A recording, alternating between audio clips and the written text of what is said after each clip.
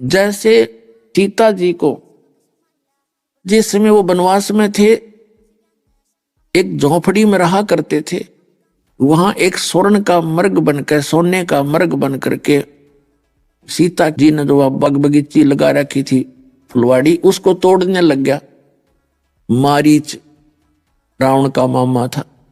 तो सीता उस पर आकर्षित होगी कि बड़ा सुंदर हिरण है, मर्ग है, और अपने पति से कहा कि इस मर्ग को लाओ जिंदा या मुर्दा। हट करके बैठगी। राम भी चला गया, लक्ष्मण को कह गया कि तू यहां से मत हटना, कोई जंगल का काम है, कोई भी हानि पहुंचा सकता है सीता को। श्री रामचंद्र जी चले गए, उस मर्ग के पीछे वो भाग लिया। फिर आकाशवाणी कर दी उस मर्ग ने, मारीच ने, भाई मर गया, भाई मर गया।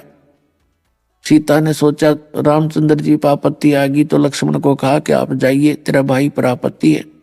लक्ष्मण ने कहा कि मैं नहीं जा सकता, क्योंकि मेरे भाई का आदेश है और उसको कोई हानि कोई नहीं पहुंचा सकता।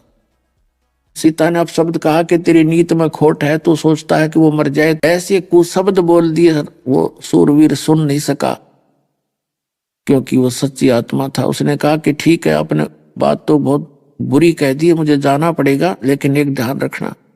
एक मंत्र उच्चारण करके उसने उसकी झोंपड़ी के चारों तरफ एक रेखा लगा दी कि इस रेखा से बाहर मत जाना और इसके अंदर कोई तेरे को हानि नहीं पहुंचा सकेगा।